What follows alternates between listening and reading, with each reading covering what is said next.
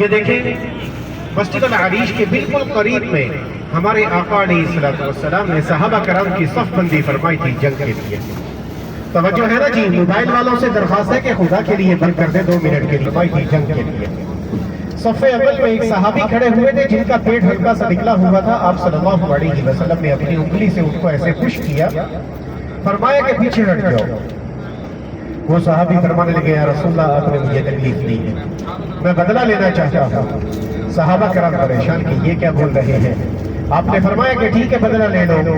تو وہ صحابی فرمانے لگے یا رسول اللہ میرا پیٹ ننگا تھا، آپ نے زیرہ پہنی ہوئی ہے، آپ اپنی زیرہ اتارے پھر میں بدلہ لوں گا.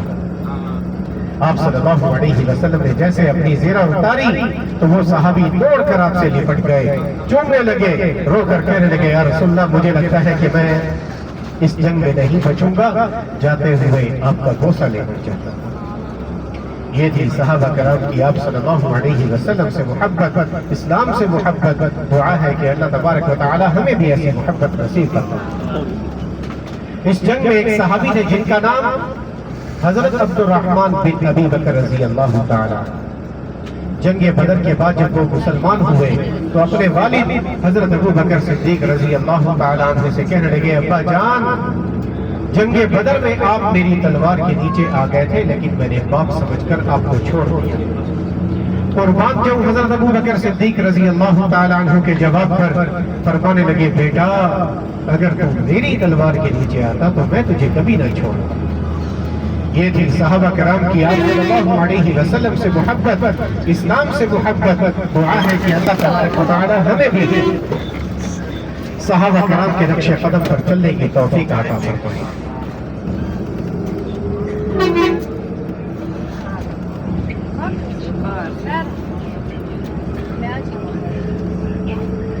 ایک مرتبہ ہمارے آقا علیہ السلام تشریف فرما تھے. حضرت جبرائیل علیہ السلام تشریف لائے، آ کر سلام عرض کیا، پوچھنے لگے یا رسول اللہ سب بولیے صلی اللہ علیہ وسلم آپ کے اصحاب میں سب سے زیادہ محبوب ساتھی آپ کے کون سے ہیں؟ آپ نے فرمایا کہ میرے اہل بدر. تو وہ فرمانے لگے کہ آسمان پر اللہ تبارک و تعالیٰ کے ہاں سب سے زیادہ محبوب فرشتے وہ شمار ہوتے ہیں جو اس جنگ کے اندر شریک ہوئے. آپ نے کوئی چھوٹی زیارت نہیں کی، بہت بڑی آپ زیارت کر کر جا رہے ہیں. اللہ تبارک و تعالیٰ آپ کے اس سفر کو قبول فرمائے، آپ کی ان زیارات کو قبول فرمائے، کمی بیشی اپنے فضل و کرم سے معاف فرمائے.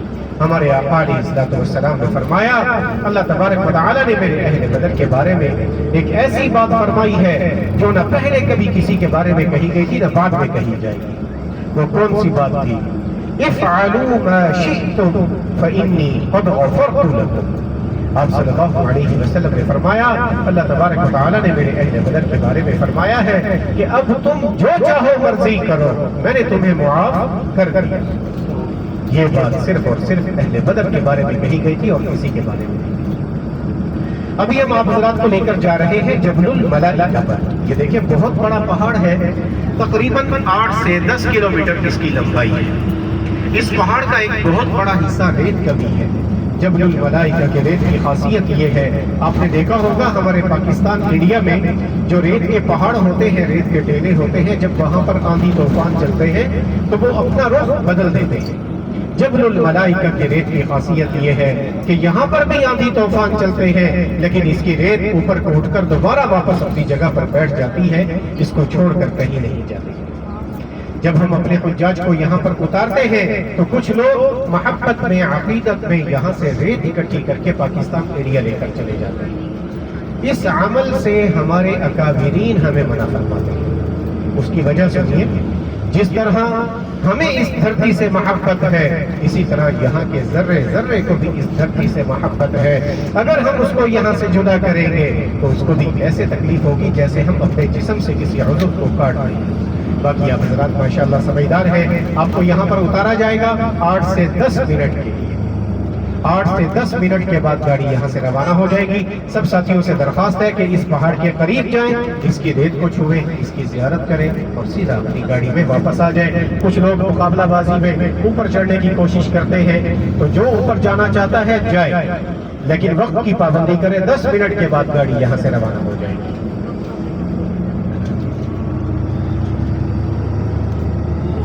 کے اندر اسلام لا چکے تھے، لیکن انہیں اسلام کو چھپائے ہوئے تھے، مشرکین مکہ کو بھی لے کر اپنے ساتھ بدر آئے۔ حضرت عباس رضی اللہ تعالیٰ عنہ کے بارے میں آتا ہے کہ ان کا قد پر لگتے تھے، اور ان کو جن صحابی نے گرفتار کیا ان کا قد بالکل چھوٹا سا تھا۔ اب وہ صحابی ان کو پکڑ کر آپ صلی اللہ علیہ وسلم کی خدمت میں لے کر جا رہے ہیں۔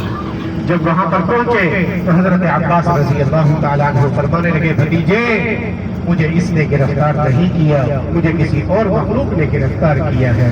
تو وہ صحابی فرمانے لگے، نہیں نہیں یا رسول اللہ، میں نے ان کو گرفتار کیا ہے۔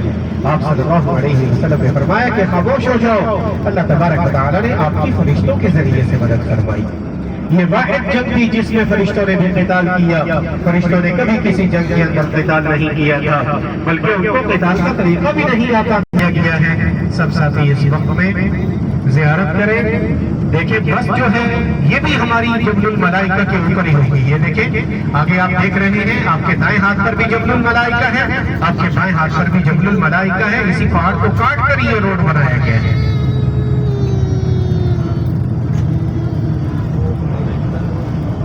آپ کے کوئی درجات میں بلندی نہیں ہوگی میرے بھائی، مقصد زیارت ہے، اوپر چڑھنا نہیں ہے۔ بناتے ہیں، ویڈیوز بناتے ہیں۔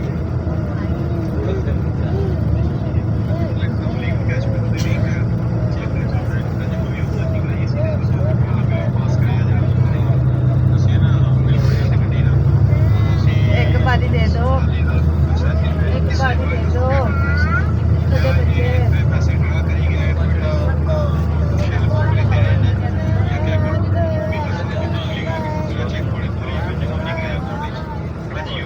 دیکھیں رش کافی ہے، پارکنگ بھی نہیں ہے، گاڑی ہم پیچھے روک رہے ہیں، انشاءاللہ بس نکلنے والی ہے، اس کی جگہ پر گاڑی لگائیں گے انشاءاللہ۔